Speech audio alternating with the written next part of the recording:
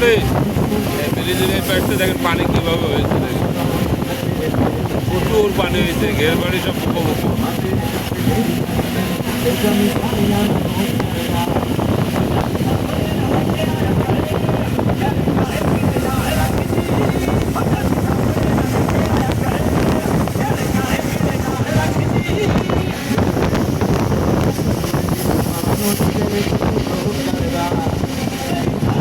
ঘের সব এক জায়গায়।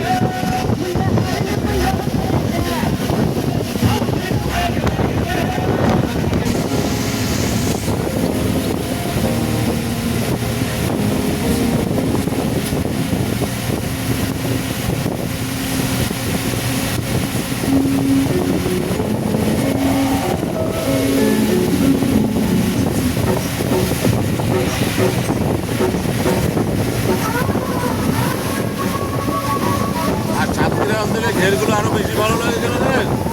এরা কিছু সবজির চাষ করে, সবজির চাষ করে বাড়তি ইনকামটা করে, এই জন্য এই ঘেরগুলো ভালো লাগে। দেখেছেন সব গাছে ফুল গাছ লাগানো আছে, পুঁই শাক গাছ লাগানো আছে, তারপরে আপনার লাউ গাছ লাগানো আছে, তরমুজ লাগানো আছে, বিভিন্ন ধরনের সবজি জায়গায়।